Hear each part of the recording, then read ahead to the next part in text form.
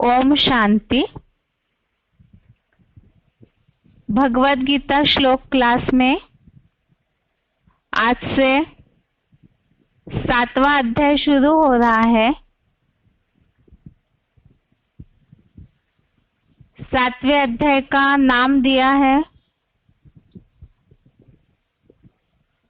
ज्ञान विज्ञान योग,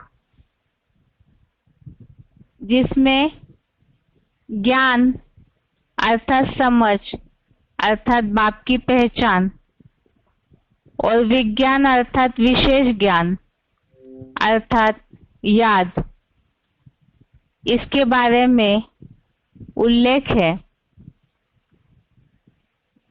और आज जो श्लोकों का टॉपिक चालू हो रहा है, श्लोक नंबर 1 से 7 तक, श्लोक नंबर 1 से श्लोक नंबर 7 तक विज्ञान सहित ज्ञान का विषय।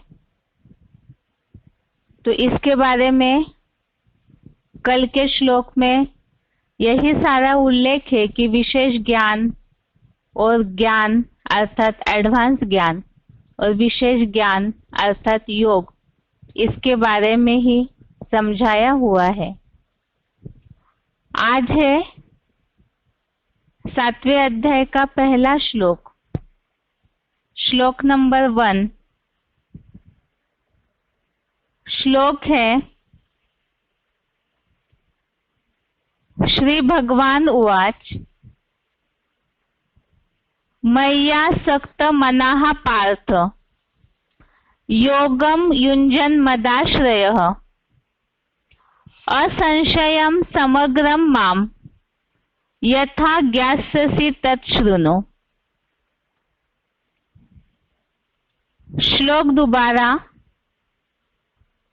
श्री भगवान उवाच मय्यासक्त मनाः पार्थ योगं युञ्जन् मदाश्रयः असंशयं समग्रं मां यथा ज्ञास्यसि तत् शृणु। श्लोक का संधि विच्छेद है मयि आसक्त मनः पार्थ योगं युञ्जन् मदाश्रयः असंशयं समग्रं मां यथा ज्ञास्यसि तत् शृणु। संधि विच्छेद दोबारा। मयि आसक्त मनः पार्थ योगं युञ्जन् मदाश्रयः असंशयं समग्रं मां यथा ज्ञास्यसि तत् शृणु। शब्दों के अर्थ है पार्थ अर्थात पृथ्वीश्वर, मदाश्रयः अर्थात मेरा आश्रय लेने वाला, मय्यासक्त मनः, इसमें 2 शब्द है मयि और आसक्त मनः। मयि अर्थात मेरे, आसक्त मनः अर्थात आसक्त हुए मन वाला, योगम युञ्जन् अर्थात योग लगाते हुए, माम अर्थात मेरे, समग्रम अर्थात संपूर्ण स्वरूप को, यथा अर्थात जिस प्रकार, असंशयम अर्थात संशयहीन हुआ। ज्ञास्यसि अर्थात जानेगा, तत् अर्थात उसे, शृणु अर्थात सुन। शब्दों के अर्थ दोबारा। पार्थ अर्थात पृथ्वीश्वर। मदाश्रयः अर्थात मेरा आश्रय लेने वाला। मया सक्त मनाः, इसमें दो शब्द है, मई और आसक्त मनाः। मई अर्थात मेरे, आसक्त मनाः अर्थात आसक्त हुए मन वाला। योगम युंजन अर्थात योग लगाते हुए। माम अर्थात मेरे। समग्रम अर्थात संपूर्ण स्वरूप को। यथा अर्थात जिस प्रकार। असंशयम अर्थात संशयहीन हुआ। ज्ञास्यसि अर्थात जानेगा। तत् अर्थात उसे। शृणु अर्थात सुन। श्लोक का अर्थ है, पृथ्वीश्वर मेरा आश्रय लेने वाला, मेरे आसक्त हुए मन वाला। योग लगाते हुए मेरे संपूर्ण स्वरूप को जिस प्रकार संशयहीन हुआ जानेगा, उसे सुन। तो उसमें जैसे 6वें अध्याय का लास्ट श्लोक में बात चल रही थी, दिल सहित भावपूर्ण और दिमाग वाला समझू। अर्थात समझदार अर्थात ज्ञान बाप की पहचान भी हो, वो बुद्धि का विषय है। और याद के लिए दिल, भावना और श्रद्धा होनी चाहिए। और इसी के बारे में ही बाप की पहचान अर्थात पूरी तरह ज्ञान और याद के बारे में 7वें अध्याय में बात चल रही है। तो इसके लिए ही भगवान अर्जुन को कह रहे हैं कि मेरा आश्रय लेने वाला और मेरे में आसक्त हुए मन वाला, अर्थात पूरी तरह से भगवान में ही भावना जुड़ी हुई हो, आसक्त हुआ हो, ऐसे योग लगाते हुए जो मेरे स्वरूप को जिस प्रकार संशयहीन हुआ जानेगा, अर्थात भगवान के बारे में समझते हुए, योग लगाते हुए कोई भी प्रकार का संशय नहीं होना चाहिए। पूरी तरह भावना, श्रद्धा होनी चाहिए। उसे सुन। अब वो कैसे सुन, उसके बारे में ही क्लैरिफिकेशन वाले अर्थ में भी समझाया है। क्लैरिफिकेशन का अर्थ है, पृथ्वीश्वर सब तरह मेरा आश्रय लेने वाला, मेरे सौम्य रूप में आसक्त हुए मन वाला, सहज रीति योग लगाते हुए मेरे व्यक्त प्लस अव्यक्त संपूर्ण विराट स्वरूप को जिस प्रकार अटूट श्रद्धा से संशयहीन हुआ जानेगा, उसे विस्तार पूर्वक मेरे सन्मुख होकर सुन। तो इसमें जो श्लोक में बात आई है कि भगवान से आसक्त होकर पूरी तरह भगवान का आश्रय लेकर भगवान से बुद्धि योग जोड़ना है और उसके द्वारा ही भगवान को पूरी तरह से जानने की बात आई और वो जानने के लिए भी बताया मेरे सन्मुख होकर के सुन।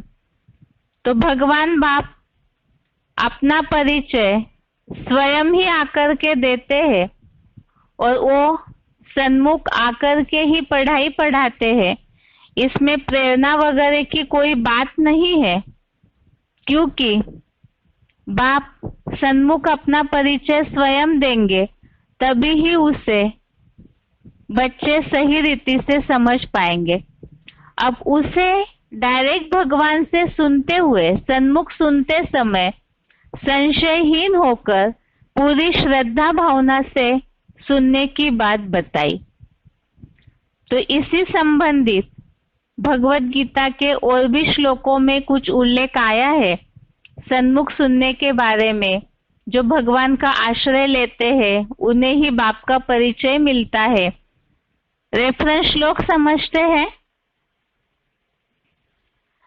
एक तो है चौथे अध्याय का 3रा श्लोक, अध्याय 4 का श्लोक नंबर 3, जिसमें उल्लेख आया है कि तू मेरा भक्त सखा है।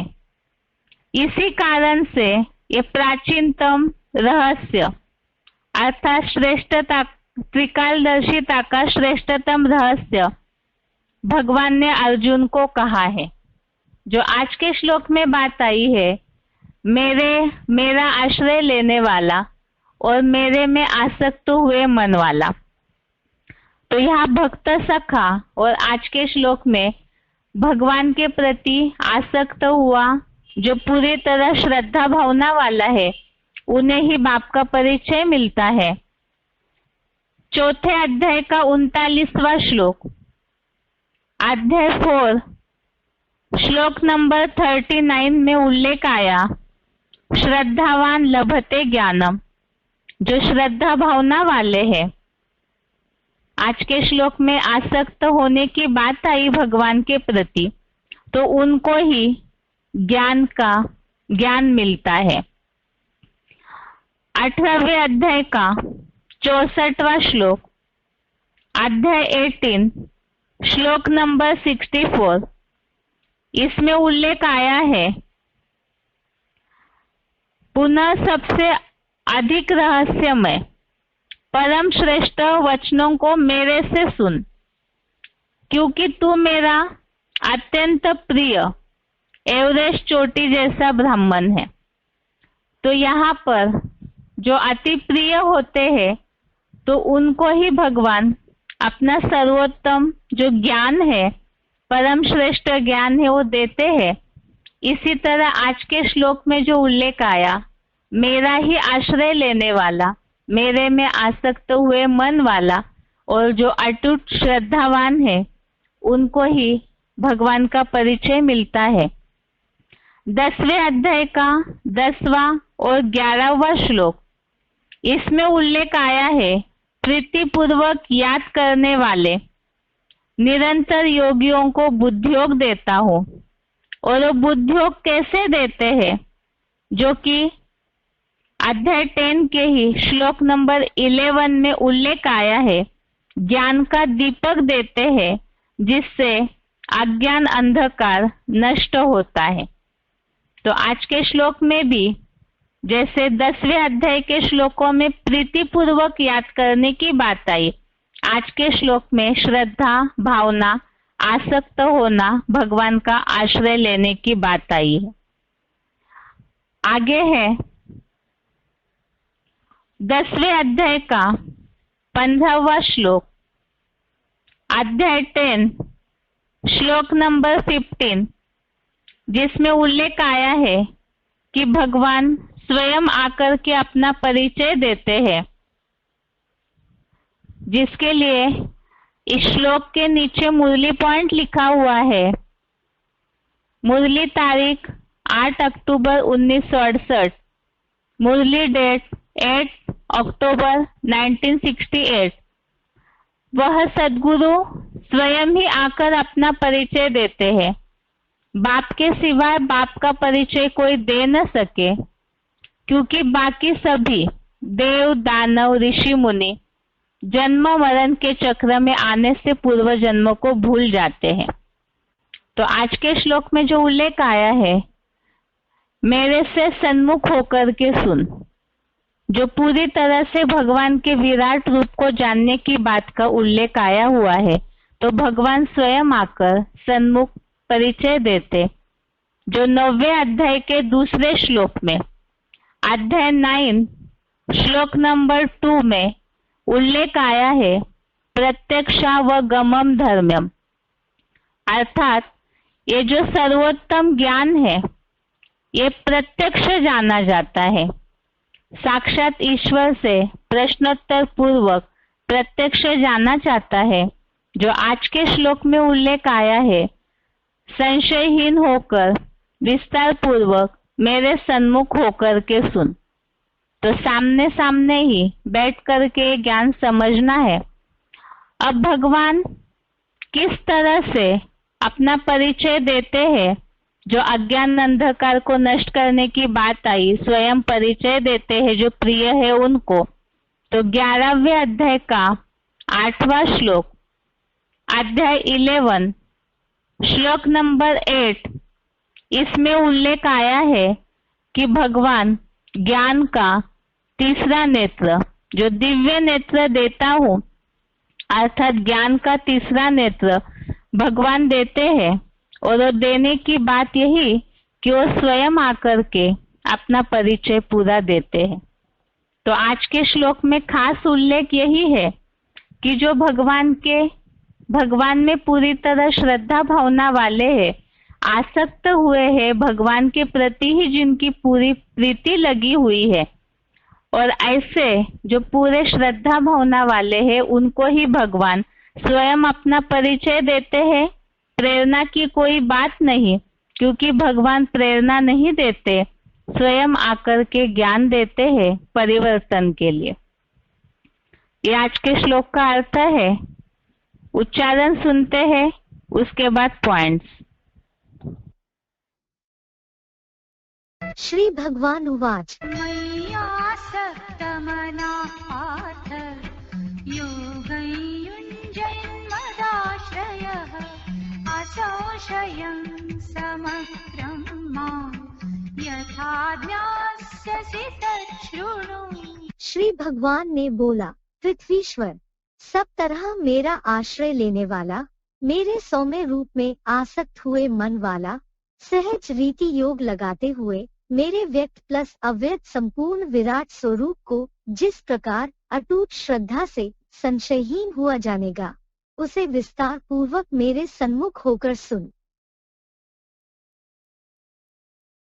श्री भगवान उवाच मय्यासक्तमना पार्थ योगयुञ्जन्मदाश्रयः असंशयं समग्रं मां यथा ज्ञास्यसि तच्छृणु।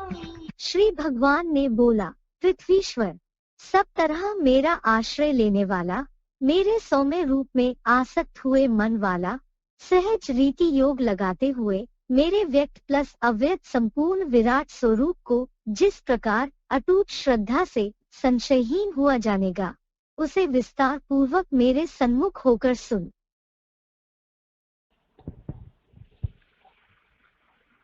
आगे है श्लोक संबंधित point. VCD number 1086, VCD number 1086 42 minute 42 minute के बाद से लिया हुआ पॉइंट है। अव्यभिचारी भक्ति करने वाले ही अव्यभिचारी ज्ञान उठाते। जो श्लोक में उल्लेख आया है श्रद्धा भावना का, उस हिसाब से यहाँ जो अव्यभिचारी भक्तों को ही ज्ञान मिलता है। ये भी समझा है जिन्होंने कल्प पहले भक्ति की है और पहले भक्ति की है, वो ही ज्ञान में तीखे जावेंगे। कल्प पहले जिन्होंने तीखी भक्ति नहीं की होगी, वो इस कल्प में भी तीखी भक्ति करने वाले नहीं बने हैं, और इस कल्प में भी तीखी भक्ति करने वाले नहीं बने हैं। तो संगम युग में जब बाप आते हैं तो ज्ञान भी तीखा नहीं उठाते। जिन्होंने कल्प पहले तीखी भक्ति की है वो इस कल्प में भी उन्होंने तीखी भक्ति की है, और अभी संगम युग में ज्ञान भी तीखा उठाते हैं। ज्ञान में जरूर तीखे जाएंगे। इससे क्या साबित होता है कि जो जितने जितने ज्ञान में तीखे जाते हैं उन्होंने जरूर तीखी अव्यभिचारी भक्ति की होगी। भक्ति जास्ती की है तो फल भी उनको जास्ती मिलना चाहिए। जास्ती माने है, ज्यादा भक्ति की है तो फल जास्ती मिलना चाहिए। क्या फल मिलेगा?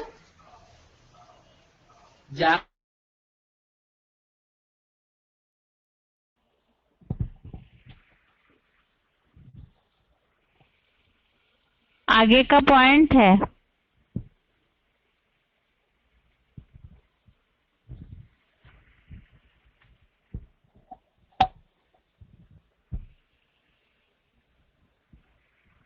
उठाते वे विचारी ज्ञान उठाते।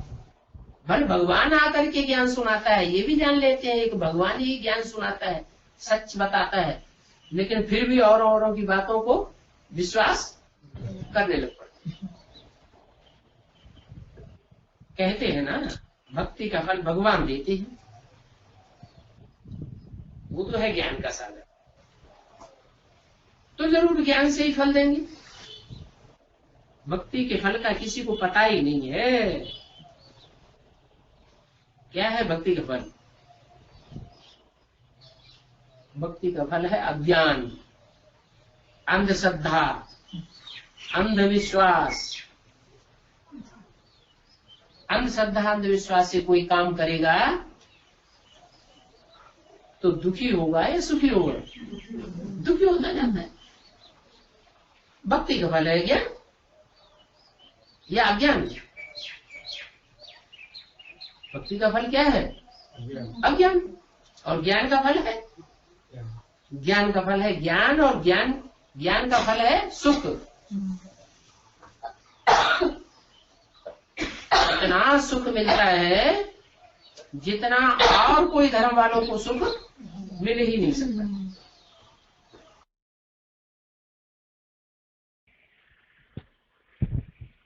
आगे का पॉइंट है VCD number 36, VCD number 36, 59 minute 59 minute के बाद से लिया हुआ पॉइंट है। श्रद्धावान लभते ज्ञानम। ये तो गुप्त रूप में परमात्मा इस सृष्टि पर आया हुआ है। जब पांडव गुप्त थे तो पांडवों को चलाने वाला भगवान कितना गुप्त होगा, उसका ज्ञान कितना गुप्त होगा। इसलिए गीता में कहा हुआ है कि मैं जो गुह्य ज्ञान सुनाता हूं उसको बुद्धिशाली आत्माएं, जो बुद्धिमान बाप के बच्चे हैं, वो समझते हैं। श्रद्धावान लभते ज्ञानम, जिनकी बुद्धि में श्रद्धा विश्वास भरा हुआ है वो इस ज्ञान को समझ सकते हैं। अंधश्रद्धा अंधविश्वास के आधार पर चलने वाले ईश्वरीय ज्ञान को नहीं समझ सकते।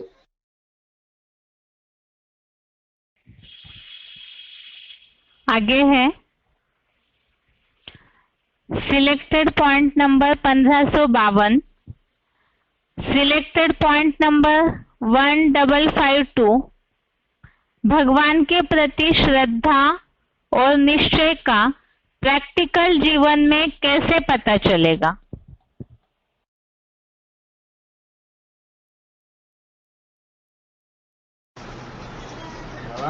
बच्चे जो निश्चय और अनिश्चय में बार बार आते जाते हैं, इसमें बच्चों के साथ साथ बाबा का भी तो हाथ है कुछ। निश्चय अनिश्चय में लाने का बाबा ने ऐसे ड्रामा बनाते हैं। बाबा बनाता है ड्रामा, बच्चे बनाते हैं, लेकिन बाबा का भी तो कुछ हाथ है ऐसे। बाबा ड्रामा बनाता है, बच्चे जो करते हैं वो ड्रामा बन जाते हैं।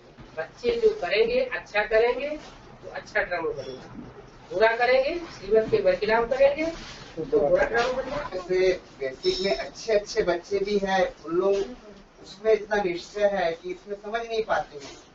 किसके ऊपर निश्चय है उनको? जैसे ब्रह्मा बाप ने जो पाठ चलाई है, अरे उन पर निश्चय ज्यादा है, तो यहाँ उन लोग बोलते एक दो जगह पे वहाँ पे बाप कैसे आ सकते हैं इस प्रकार से। नहीं, बाबा का भी निश्चय है, लेकिन निश्चय किसके ऊपर है? मरे हुए के ऊपर निश्चय है या जिंदा के ऊपर निश्चय है? उनको ये तो बुद्धि में नहीं आते हैं। तो ये चीज बाबा निश्चय माना जिसके ऊपर निश्चय है वो जैसे चलाए वैसे चले तो निश्चय, और जैसे चलाना चाहता है वैसे न चले तो कहेंगे अनिश्चय। निश्चय माना क्या?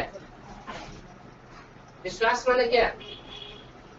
निश्चय, विश्वास, श्रद्धा, इसका मतलब क्या है?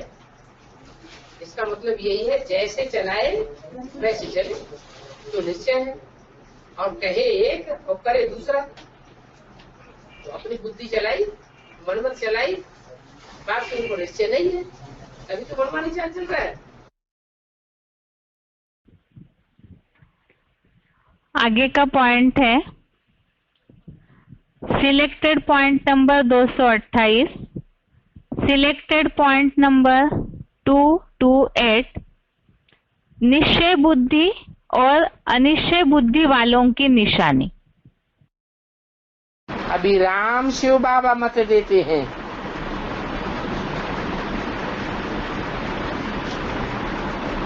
इस निश्चय में ही विजय है।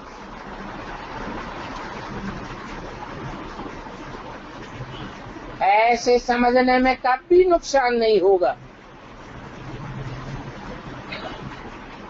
अगर नुकसान समझते भी हैं तो बाबा नुकसान को भी फायदे में बदल देंगे, परंतु अनिश्चय बुद्धि वालों को नहीं, निश्चय बुद्धि वालों को। क्योंकि संशय बुद्धि वाले तो और ही गुटका खाते रहेंगे। जो निश्चय बुद्धि वाले होंगे वो कब गुटका नहीं खावेंगे, समझेंगे जरूर शिव बाबा इस रथ पर बैठा है, वो शिव बाबा ही हमको मत देते हैं। पक्का निश्चय बुद्धि वाले को कभी कोई प्रकार का घाटा नहीं पड़ सकता। बाबा खुद गारंटी करते हैं। कई बच्चे मुझते हैं, पता नहीं ये मत इनकी है या शिव बाबा की है।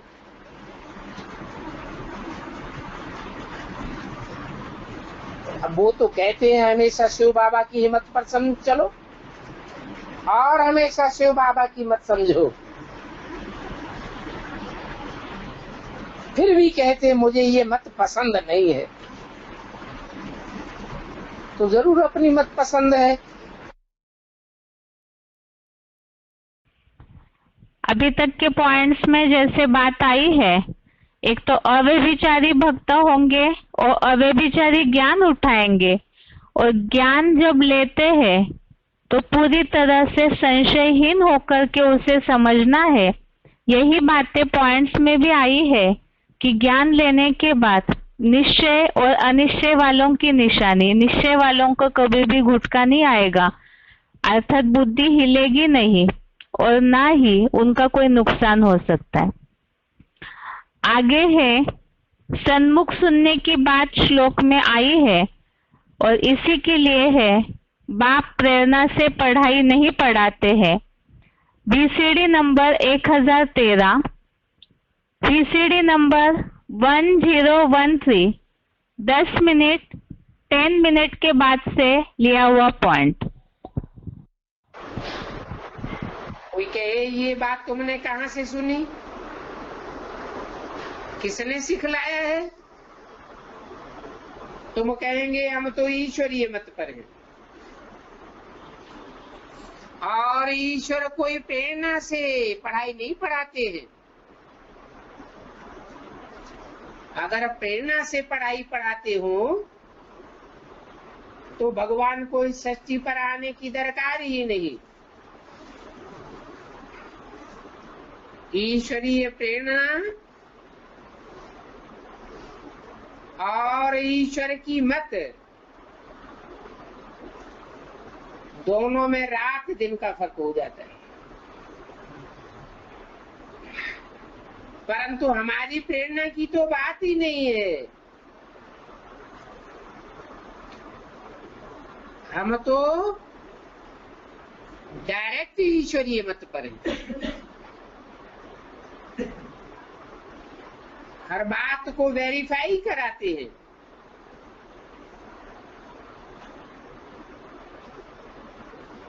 और प्रेरणा का हमारे लिए कोई अर्थ नहीं है।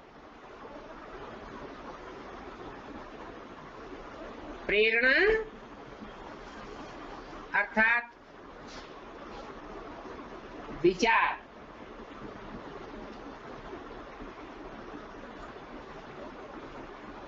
उसको वेरीफाई तो कराना पड़े। तो किससे वेरीफाई कराएंगे?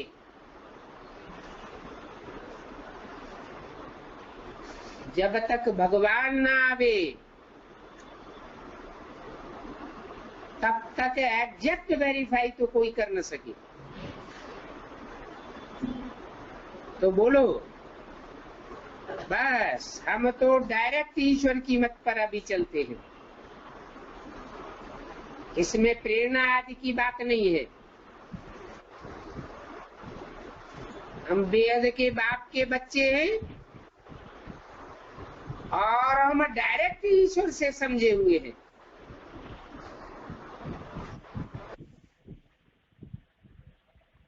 आगे का पॉइंट है ACD audio number 407, audio number 407, 34 minute 34 minute के बाद से लिया हुआ पॉइंट है। निश्चय बुद्धि की निशानी नॉलेज के प्रति रिगार्ड। दूसरी बात, नॉलेज का रिगार्ड, अर्थात आज से अभी तक जो भी महावाक्य उच्चारण हुए किसके द्वारा उच्चारण हुए? ब्रह्मा द्वारा या प्रजापिता ब्रह्मा द्वारा जो भी महावाक्य उच्चारण हुए, लेकिन प्रूफ सहित हो, उन हर महावाक्य में अटल निश्चय। क्या बाप का रिगार्ड तो किया, लेकिन बाप ने जो नॉलेज में बातें सुनाई, उन बातों में निश्चय पैदा हो जाता है।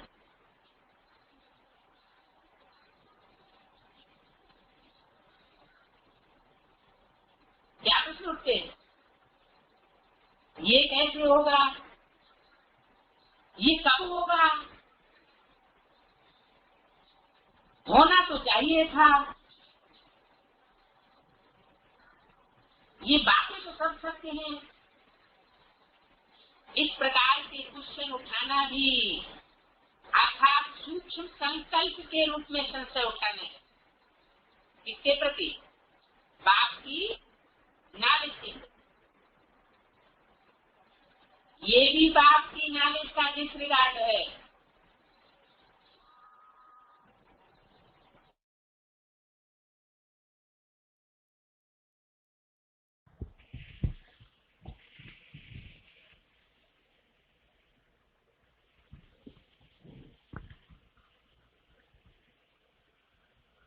आगे है रिगार्ड नहीं ले सकेंगे, बाप से भी रिगार्ड नहीं ले सकेंगे।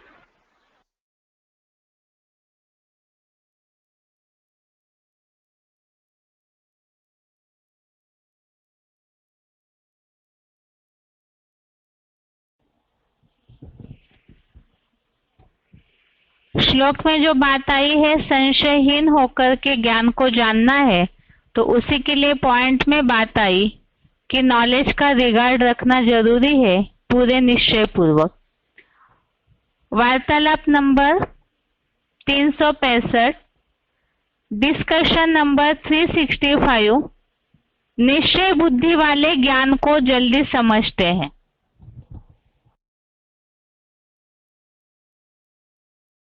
बाबा पहले पहले उतना बुद्धि में नहीं बैठता है, बहुत पहले ज्ञान उतना बुद्धि में नहीं बैठता, बाद में बहुत दिन होने के बाद बैठता है, समझ जाते हैं उनका शूटिंग क्या है। तो वैरायटी पत्तों का झाड़ है, सब पत्ते एक जैसे होंगे क्या?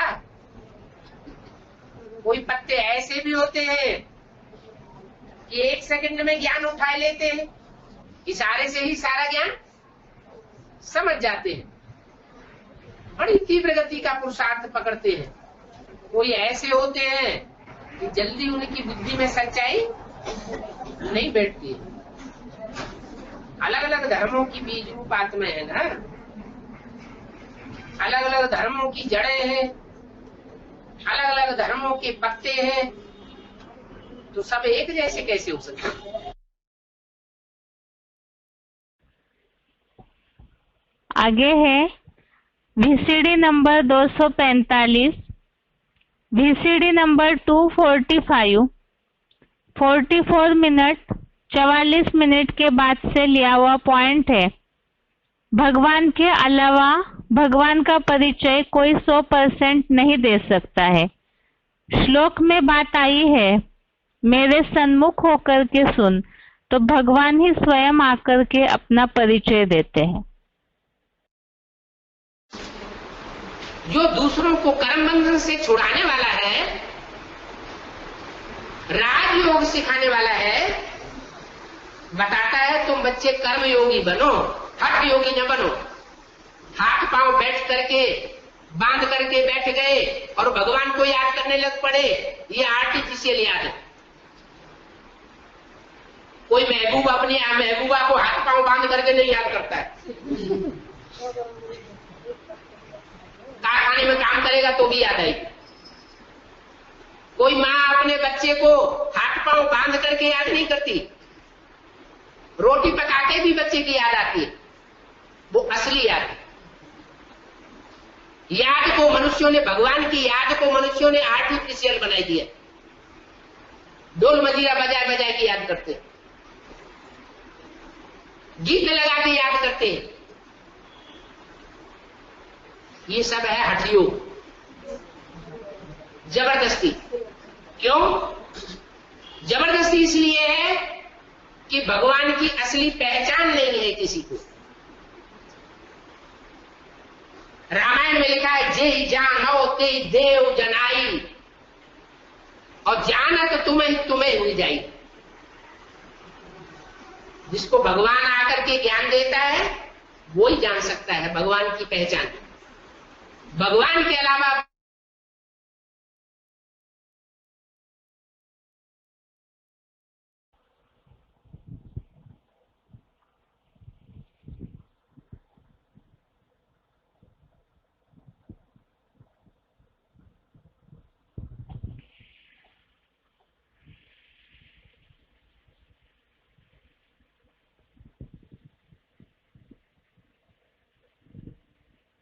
सकता है। कोई मनुष्य किसी मनुष्य की गहराई को जानना चाहे तो दूर रह करके उसकी गहराई क्या है नहीं जानी जा सकती, पास में रह करके ही जाना जा सकता। तो भगवान भी इस सृष्टि पर आकर के किसी मनुष्य रथ में प्रवेश करके मनुष्य रूप में कार्य करता है।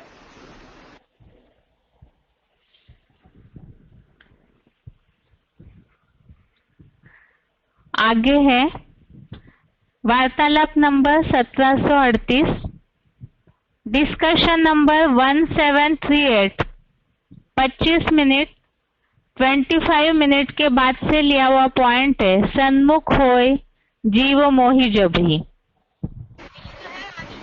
ज्ञान को बल कहा जाता है, जिसमें ज्ञान का बल आ जाता है, वो अपना घर बार, माता पिता, स्वजन संबंधी छोड़ करके भाग खड़े होते हैं कि नहीं? ताकत आती है या नहीं? बोलो। तो ताकत नहीं आई। बाप के सिवाय बाप का परिचय वहां कोई दे ही नहीं सकता। और ये ईश्वर का ज्ञान ऐसा है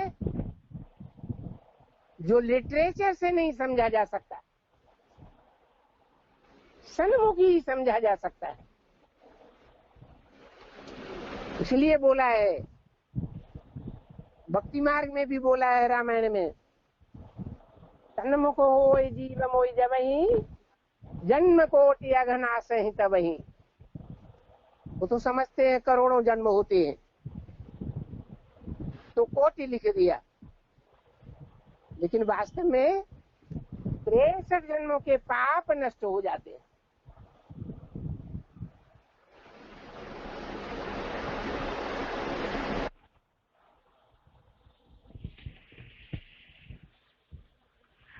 आगे है VCD number 1482, VCD number 1482, 23 minute 23 minute के बाद से लिया हुआ पॉइंट।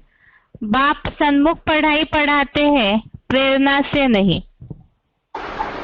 रिकॉर्ड चला है, कौन आया मेरे मन के द्वारे। बच्चे जानते हैं कि अभी कौन आए हैं, जिनके हम सन्मुख बैठे हैं। दुनिया तो इन बातों को नहीं जानती। ये जानने के लिए उनको वो आंखें नहीं हैं जो जाने कि हम किसके सन्मुख बैठे हैं। उनकी आंखें जान ही नहीं सकती। अब तुम्हारी आत्मा तो बुद्धि से पहचानती है कि बरोबर हम मन बुद्धि स्वरूप आत्मा का बाप आया हुआ है।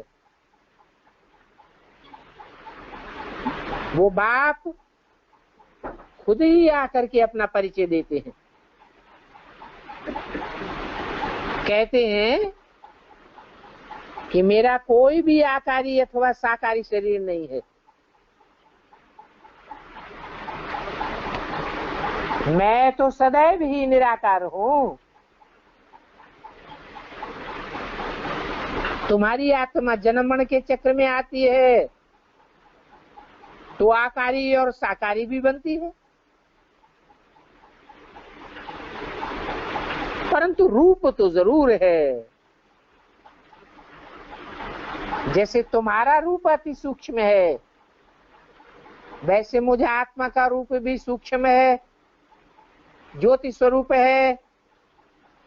हाँ, मैं ज्ञान का सागर हूँ। एक रूप बसंत की कहानी भी है, तो मैं जरूर रूप भी हूँ।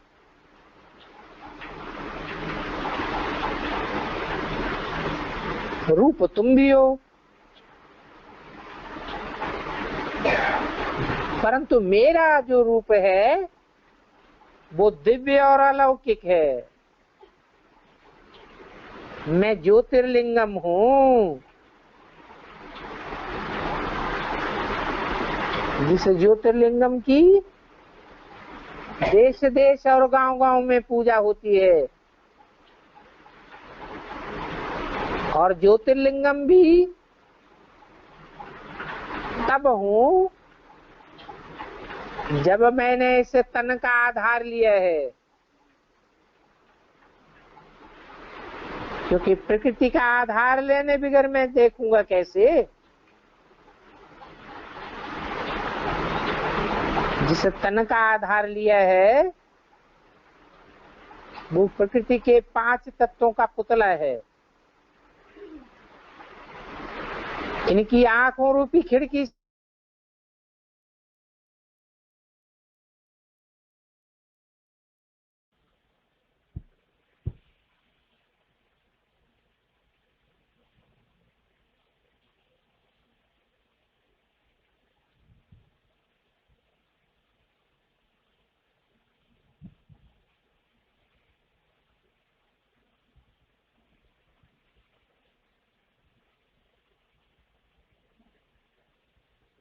आगे का पॉइंट है VCD नंबर 2796, VCD नंबर 2796, 1 घंटा 10 मिनट 1 आवर 10 मिनट के बाद से लिया हुआ पॉइंट है। सन्मुख होई जीव मोहि जबहि। जैसे गायन है ना किसका, पारस पत्थर का। पारस माने स्पर्श का, ऐसा स्पर्श करने वाला पत्थर किसी से टच हो जाए लोहे से तो सोना बन जाता है। ऐसा गाते हैं, देखा किसी ने नहीं, लेकिन है ये उस स्वरूप की बात है कि वो जिन आत्माओं के सन्मुख आ जाता है तो उसके लिए रामायण में तुलसीदास ने गाया हुआ, सन्मुख होय जीव मोय जबहि जन्म कोटि अग नाश है। वो समझते हैं करोड़ों जन्म होते हैं तब आदमी का जन्म मिलता है। अब ऐसा तो कुछ है नहीं। वास्तव में जब आत्मा अंदर से, दिल से और बाहर से बाप के सन्मुख बन जाती है तो वो आत्मा फिर दुनियादारी में उसकी बुद्धि देह और देह के संबंधियों में, देह के पदार्थों में बुद्धि रम ही नहीं सकती। क्या अगर अंदर बाहर से संग का रंग लग जाए तो इतनी कशिश होती है उनमें। बताया जैसे और भी धर्म पिता इस दुनिया में आते हैं ना, तो उनके चेहरे के को ध्यान से देखा कभी? नहीं देखा। क्राइस्ट को, बुद्ध को, गुरु नानक को चेहरे को ध्यान से देखो। गुरु नानक तो अभी 400, 500 वर्ष पहले हुए, तो कितना आकर्षण है उनके चेहरे में। तो जो ऊंचे से ऊंचे धर्म पिता बनेगा इस मनुष्य सृष्टि का जो मनुष्य, तो उसमें तो कितनी कशिश होगी है? क्या बताई पहचान? जो देखे, जो सुने है, इन आंखों से एक बार देख ले, स्थूल आंखों से, इन स्थूल कानों से एक बार कुछ बातें सुन ले, 2 बातें ज्ञान की सुने, लंबा चौड़ा भाषण नहीं, तो उसके मुख से ये अंदर से निकलेगा कि मुझे जो पाना था सो पा लिया, अब मुझे कुछ भी पाना शेष नहीं रह गया, मैं तो इसी को ही फॉलो करूंगा।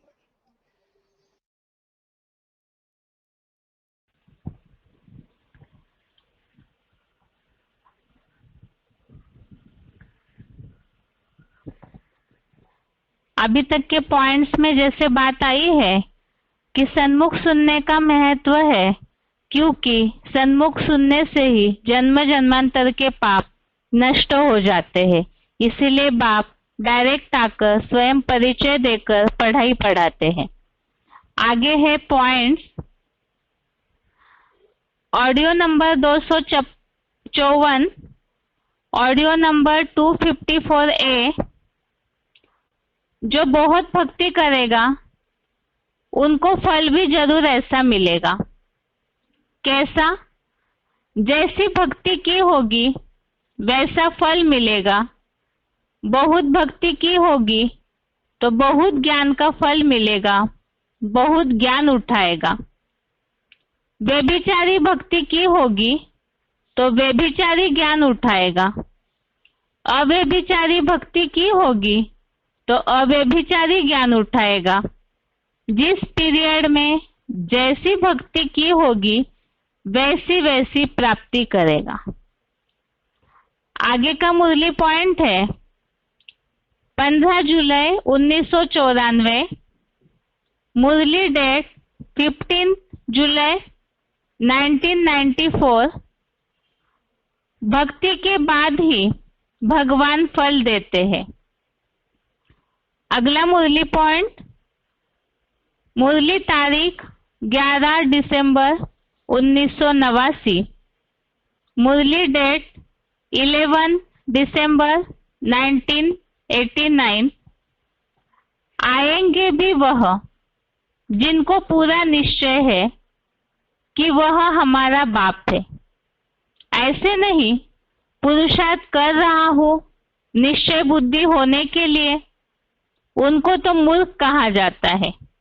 निश्चय तो एक ही होता है, उसमें परसेंटेज नहीं होता है। आगे का पॉइंट है, मुरली तारीख 11 अगस्त 1983, मुरली डेट 11 अगस्त 1983। वह परमपिता परमात्मा कहते हैं, मैं ज्ञान का सागर हूँ, परंतु मैं निराकार ऊपर बैठ प्रेरणा से कैसे पढ़ाऊं? ऐसी तो कब पढ़ाई होती नहीं। प्रोफेसर घर में बैठ जाए तो प्रेरणा से पढ़ा सकेंगे? जरूर स्कूल में आना पड़े ना। आगे का मुरली पॉइंट है, मुरली तारीख 16 फरवरी 1974, मुरली डेट 16 फरवरी 1974। यह नॉलेज मैं ही सन्मुख सुना सकता हूँ। यह है श्लोक संबंधित वीसीडी और मुरली पॉइंट। और श्लोक का सार यही है, एक तो भगवान के प्रति पूरी तरह से भावना वाले और भगवान का ज्ञान पूरी तरह संशय रहित होकर निश्चय पूर्वक सुनना चाहिए, और भगवान स्वयं आकर के परिचय देते हैं अपना, सन्मुख सुनाते हैं, प्रेरणा से नहीं। ये आज के श्लोक का सार है। इसके साथ ही गीता क्लास पूरा होता है। ओम शांति।